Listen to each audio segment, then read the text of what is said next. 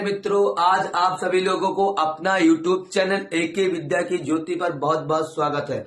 मैं आज आप सभी लोगों को 9th और 11th की फिजिक्स का इम्पोर्टेंट टॉपिक्स गति के समीकरण को सरल तरीके से समझाने वाला हूं। चलिए बिना देरी किए हुए गति के समीकरण को एकदम सरल तरीके से समझते हैं और मैं वादा करता हूं कि आप अगर अच्छे से देखते हैं तो आप समझ जाएंगे। तो आप चलिए अपना टॉपिक पे आते हैं, ठीक है। तो इसमें बाबू इसमें कुछ एकदम महत्वपूर्ण बिंदु है जिनके सहारे से पूरे गति के 3 समीकरण होते हैं। प्रथम समीकरण, द्वितीय समीकरण और तृतीय समीकरण।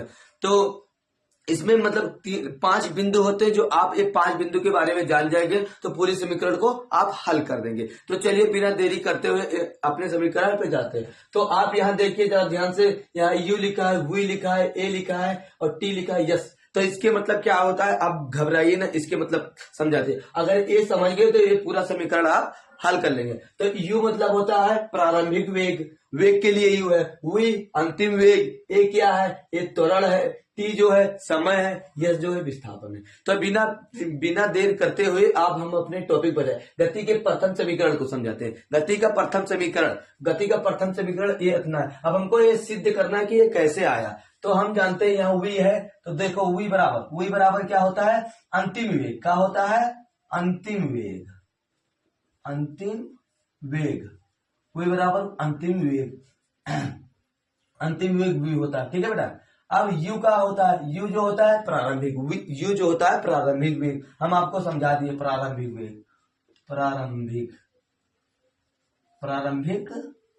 वेग, ठीक है। अब ए क्या है, ये है त्वरण। क्या है, त्वरण। ये त्वरण है आपका। टी का है, टी मतलब आप लोग जानते हैं समय है। क्या है, समय। ठीक क्या है अपना, समय है। तो हम लोग सिद्ध क्या करना है, हमें सिद्ध करना है, इस टॉपिक को सिद्ध करना है। अब लिखा है सिद्ध करना क्या है, हम जानते हैं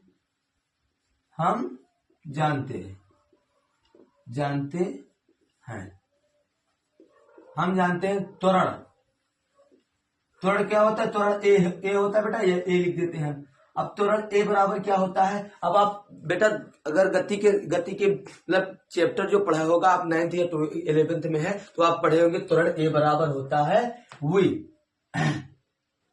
वी माइनस का यू अपन का टी।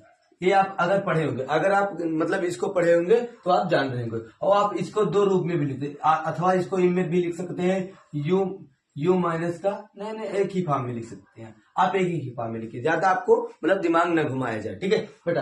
तो यहाँ हम लोग तिर्यक गुणा करते हैं। जो ए है टी है, ए टी को तिर्यक मतलब तिरछा गुणा, तिर्यक गुणा करते हैं।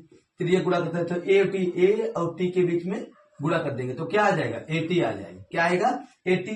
तो यहाँ ए और टी के बाद गुणा करेंगे तो क्या आएगा, ए टी बराबर, अब वी माइनस लिखा है, वी माइनस यू आएगा। जैसे ए टी इसका गुणा कर दिया तो ए टी हो गया। अब वी माइनस यू, ऐसे क्या लिखा, ए टी, जैसे इसका गुणा किए तो ए और टी, ए टी हो गया, ठीक है। ऐसे गुणा किए और यू माइनस हुई तो यू माइनस हो गया। अब देखो बेटा, अब हम इसको पंचांतर करते हैं, जो यू है इसको पंचांतर करते हैं। अब देखो बेटा, जो u है इसको इस तरफ ले जाएंगे, कहा, किस तरफ, इस तरफ ले जाएंगे इसको, u तो u को इस तरफ ले जाएंगे तो u लिख दिए। अब बेटा यहाँ देखो u माइनस में है, यहाँ जो u इस समय माइनस उधर गया तो प्लस में। अब यहाँ जो माइनस आपका चिन्ह दिख रहा है, माइनस चिन्ह जब आप पलटेंगे मतलब कोई संख्या को पंचांतर करें तो माइनस से हो जाएगा प्लस। क्या हो जाएगा, प्लस। ए टी लिखा है, ए टी लिख दो। क्या लिखा है, ए टी लिखा है। अब बराबर क्या बचा हमारा, वही लिख देते। क्या बेटा बचा, वही बचा ना, वही लिख देते। अब आप लोग जरा देखिए, अगर यही समीकरण को हम पलट दे, मतलब जैसे पलट के दूसरी तरफ कर दे तो इसको हम ऐसे नहीं लिख सकते क्या, वही बराबर यू प्लस का ए टी, ऐसे लिख सकते ना, हाँ लिख सकते। तो यही तो हमारा गति का प्रथम समीकरण है। यही तो देख लिए सिद्ध होगा कि नहीं, समझ में आया आपको, सरल है कि नहीं है, कोई कठिन नहीं है, खाली ध्यान से देख लीजिए एक बार, कोई कठिन है ही नहीं। तो यही तो हमारा गति का प्रथम समीकरण क्या है, गति का प्रथम समीकरण ये तो हमारा गति का। अब आपको बिना देरी करते हुए इधर आइए। अब यहाँ देखो, यहाँ क्या टॉपिक दिया, यस क्या है बेटा, आपको कोई टेंशन लेने की कोई बात नहीं। यस बराबर क्या होता है? विस्थापन। क्या होता है? यस बराबर विस्थापन। विस्थापन यस जो होता है आपका विस्थापन होता है। यहाँ यू दिया है, यू क्या है बेटा? यू आपका इधर इधर बताए प्रारंभिक वेग। क्या है? प्रारंभिक वेग। प्रारंभिक वेग लिख दे, प्रारंभिक वेग लिख दे। ठीक है बेटा। अब टी क्या है? टी क्या है? किसके लिए है? टी बेटा समय के लिए है, इधर लिख दिए समय। इतना तो आप लोग जानते होंगे, समय के लिए टी आता है। ठीक है। अब ए क्या है? ए बेटा लिख दे, ए बराबर त्वरण होता है। क्या होता है? त्वरण। ए क्या होता है बेटा? त्वरण होता है। अब त्वरण होता है। अब देखो टी के बारे में हम लिख दिया, टी समय ही होता है। ठीक है। अब हमको सिद्ध लिखना है। क्या लिखना है? सिद्ध लिखना है। अब हमें सिद्ध करना है। हम जानते हैं बेटा, क्या हम जानते हैं। अब क्या जानते हैं? औसत वेग। औसत वेग क्या? औसत वेग बेटा आप इसको इंग्लिश में आप लिखे तो शॉर्ट फॉर्म में VAVEG। आपको इसको इस तरह भी लिख सकते हैं। तो औसत वेग बराबर कितना होता है बेटा? बराबर कितना होता है? औसत वेग का सूत्र होता है V प्लस का U अपान का 2। अब बेटा आपको कंफ्यूजन होगा कि यहाँ 2 कहां से आएगा, तो देखिए ध्यान से सुनिए। जो आपका वेग है यहाँ 2 है, वेग जो है 2 है। V जो है अंतिम वेग है, जो V है यहाँ पढ़ाए थे, V जो है अंतिम वेग है, और U जो है प्रारंभिक वेग है। U जो है प्रारंभिक, तो इसलिए दोनों का अनुपात 2 आया, यानी 2 वेग है तो आपका 2 इसलिए रहा है। ठीक है। अब इसको आप ऐसा भी लिख सकते हैं। कैसा लिख सकते हैं? ऐसा U प्लस का V अपान का 2 लिख सकते हैं ना? लिख सकते हैं। इतना समझ गए ना? अब हम क्या जानते हैं? अब हम कुल विस्थापन, अब विस्थापन की क्रिया द्वारा करेंगे। विस्थापन, कुल विस्थापन बराबर कितना होता है? देखो कुल विस्थापन। अब आप लोग बेटा पढ़ चुके हैं विस्थापन को किससे प्रदर्शित करते हैं? यस से प्रदर्शित करते हैं। तो यस बराबर अब हमारा विस्थापन का सूत्र क्या होता है? विस्थापन बराबर होता है औसत वेग। क्या होता है? औसत वेग गुणे का समय क्या होता है? औसत वेग। आप लोग पढ़ेंगे तो आपको याद होगा विस्थापन बराबर होता है औसत वेग गुणे का समय। ठीक है बेटा। अब हम लोग पढ़े यहाँ देखो औसत वेग का सूत्र लिखा है ना, V प्लस का U अपान का 2 ना, तो इसी को रख देते हैं। विस्थापन यस बराबर, विस्थापन एकदम सरल तरीके, कोई टेंशन लेने की बात नहीं, एकदम सरल तरीके। विस्थापन यस बराबर V प्लस का U अपान का 2। अब देखो बेटा यहाँ समय के लिए क्या आता है? किसका प्रतीक है? टी है।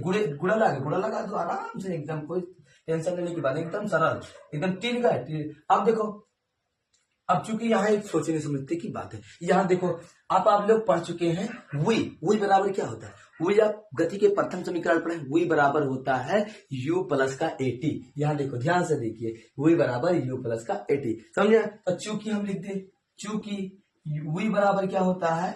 U प्लस का AT। आपको एकदम सरल तरीके से बताएंगे, कहीं कंफ्यूजन लाने का कोई दिक्कत ही नहीं, कंफ्यूजन कहीं भी नहीं आएगा। ठीक है।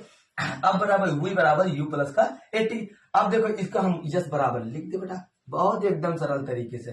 तो V बराबर U प्लस का AT। अब हमारा U बचा तो प्लस का U लगा के अपन 2 लिख दिए। देखो ये बचा, ये इतना हमारा इसका हो गया, और यहाँ U लिख दिया प्लस का 2। अब गुणे का हमारा T है, T लिख दिए। अब बेटा यहाँ अब इसको हमारा देखो यस बराबर क्या होगा बेटा? ध्यान से देखो, U मिल रहा है, जैसे U एक ये U है, एक U है, मतलब U मिल रहा है तो 2U, इसको जोड़ देते हैं। क्या करते हैं? जोड़ दे, 2U हो गया प्लस का। अब AT बचा, AT लिख देते हैं। क्या लेते हैं? AT। अब बटे का 2 बचा, 2 लिख देते हैं। देखो ध्यान से, गुणे। अब हम इसको ये बेटा यही सूत्र जो है, इसको हम 2 भाग में तोड़ लेते हैं। जैसे कोई संख्या है, उसके नीचे लासा है, तो उसको प्लस अगर जोड़ में, तो उसको हम 2 भाग में कर सकते हैं। ये गणित का नियम है। ठीक है बेटा। तो आप गणित के थोड़ा तरीका लगा लीजिए। यहाँ गणित का तरीका लगाएंगे आप, तो ये 2U लिखा, सॉरी अच्छे से बनाइए ना, तो हम समझ में नहीं आप पाएंगे। तो ये 2U लिखा। अब 2U आप लिखा है 2U, थोड़ा यहाँ थोड़ा दिक्कत हो गया बेटा, यहाँ गुणा कर देते हैं। क्या करते हैं? गुणा करते हैं। अब यहाँ गुणा होगा, यहाँ इसका गुणा होगा, थोड़ा यहाँ गुणा करने के भूल गए थे। अब यहाँ जैसे 2U है, तो इसे T से गुणा करेंगे, यस बराबर 2U का गुणा करेंगे, तो T से गुणा करेंगे तो 2UT हो गया। क्या हो जाएगा? 2UT। 2ut हो गया प्लस बेटा इसे 2u गुणे का t लिखा है तो इसे बराबर लिख सकते हैं यहाँ 2ut लिख सकते हैं ना, लिख सकते हैं ना, लिख सकते हैं। ठीक है बेटा, अब यहाँ प्लस लगा है, अब प्लस लगा है, अब जैसे 80 है 80 गुणे का t बराबर आप लिख सकते हैं a tt है तो t स्क्वायर हो जाएगा, मतलब t 2 हो जाएगा। ठीक है बेटा, ध्यान दें। ठीक है, तो यहाँ हो जाएगा 80 स्क्वायर, क्या हो जाएगा st स्क्वायर अपान का 2। अब यहाँ हम बता रहे हैं इसको, जैसे ये मतलब ये लिखा हो तो इसको हम दो पार्ट में कर सकते हैं। यहाँ गणितीय रूल लगता है, जैसे कोई संख्या के नीचे लासा है तो इसको प्लस में तो हम दो पार्ट में तोड़ सकते हैं। ठीक है बेटा, तो यस बराबर क्या करते हैं 2ut अब बटेगा 2 लिख सकते हैं। ठीक, अब प्लस लगा, ठीक है, इसको दो पार्ट में करेंगे तो 2 इधर उधर चले जाएगा। ठीक है बेटा, ध्यान दीजिए इतना सिंपल है। ठीक है, अब 2 स्क्वायर लगा, स्क्वायर 2 इधर लिखा। अब बेटा थोड़ा ध्यान दे, अब 2 मिल रहा है तो इसको भाग दे दे, काट दे। अब देखो बेटा, अगर 2 से 2 का भाग दोगे तो ये 1 आएगा, 1 रहेगा। देखो 2 1 का 2 यहाँ आएगा। ठीक है, ध्यान से आप देखिए 1 आ गया ना, यहाँ 1 आ गया। ठीक है, अब देखो यहाँ बेटा यस बराबर, अब ut बचा, ut लिख दे, क्या लिख दे ut बचे। अब बेटा हमारे पास 1 बचा, यहाँ देखो भाग किए, जैसे 2 से 2 का भाग 1 बचा ना, अब 1 लिख दे। अब यहाँ 2 है, इसको अब बटे में, इसको ये 2 को लिख दे नीचे इसके यहाँ बटे में। अब यहाँ 80 लिखा है, 80 लिख दे, क्या लिख दे 80। अब बेटा आप ध्यान दे, यह तो गति का द्वितीय समीकरण है बेटा। आ गया ना, आया समझ में, कैसे आया, एकदम सरल तरीके से। गति का द्वितीय समीकरण तो आपको समझ में आया कैसा। अगर आपको एकदम समझ में आया तो आप दूसरी वीडियो देखने के, किस भी टॉपिक पर आपको नहीं समझ में आ रहा है उसमें कमेंट सेक्शन में जरूर बताएं। मेरी वीडियो देखने के बहुत बहुत धन्यवाद, थैंक यू।